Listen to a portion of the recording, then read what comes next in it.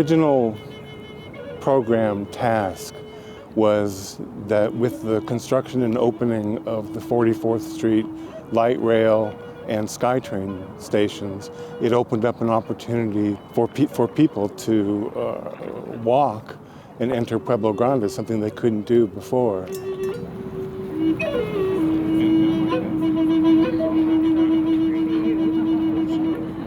Getting people to cross the street needed something bold to catch their attention. So I designed a portal, I call it a portal, that beckons people to cross the street and they say, what is over there?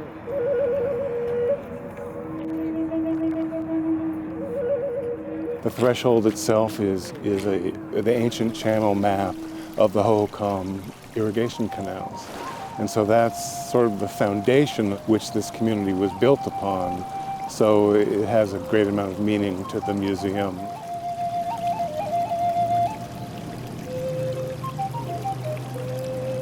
The colors I picked for the portal have to do with the actual colors of the granite boulders that we used. If you were to cut inside the granite boulders, you would find this grayish granite color, and the red color and the gray together sort of symbolizes the way that the Hohokam painted pottery.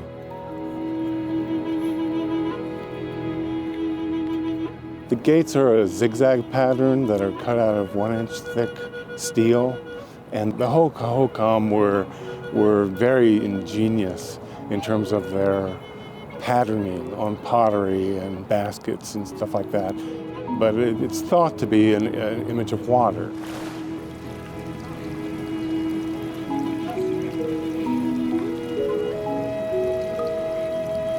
There's a walkway, it's about 1,000 feet long, and along the walkway one comes to this community space, which is a gathering space.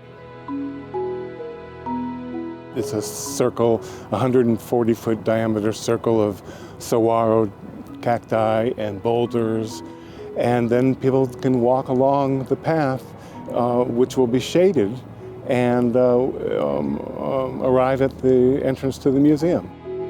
Once they've visited the museum, they can turn around and retrace their steps back to the light rail station.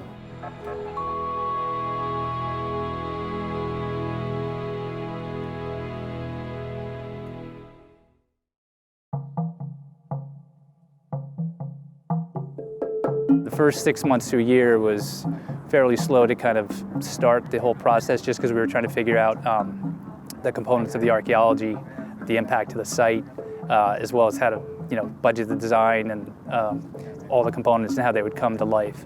And once we kind of got to that first year, things really started to ramp up.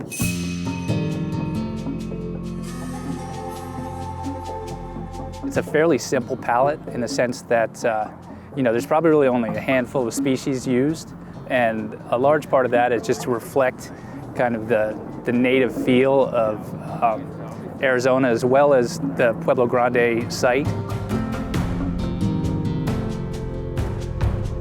Brad's vision, which this is one large component, I say, for the landscape, involves about maybe 100 saguaro cacti around this circle, and then there's these 6 kind of really large ironwood specimen trees. We brought in about 20 mature native mesquites that line the walk from the portal through this circle out to the parking lot and then to the museum entry. Boulders, I think there's about 80, and they range from maybe 1 ton to 4 or 5 tons each. They're all installed with a crane. It was a big exercise that took Brad, I think, about 3 days of just kind of turning and setting and lifting and rotating.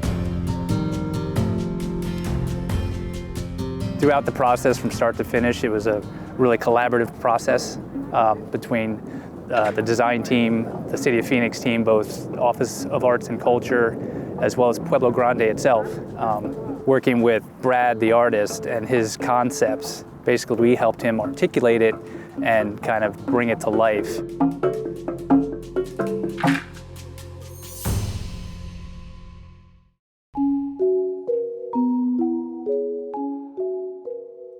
This site is enormously complex. There are many archaeological treasures here, we don't want to disturb them. So the first problem that this design team had to solve is how to build these improvements without digging into the ground. And the way that that team decided to do that was to raise the level of this path.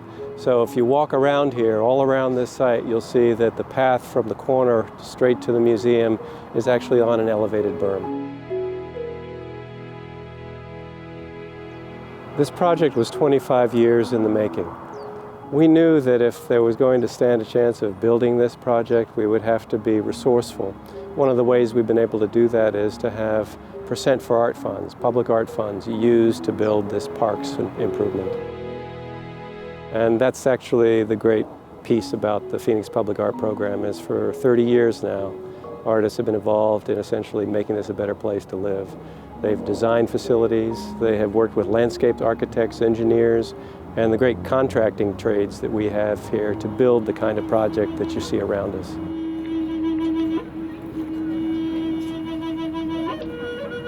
People have already told me that this is such a welcome addition because for the first time, visitors to Pueblo Grande Museum, the only National Historic Landmark in the city of Phoenix, can walk directly in from the light rail station at 44th Street through a shaded walkway here straight to the museum. So this is a really great day.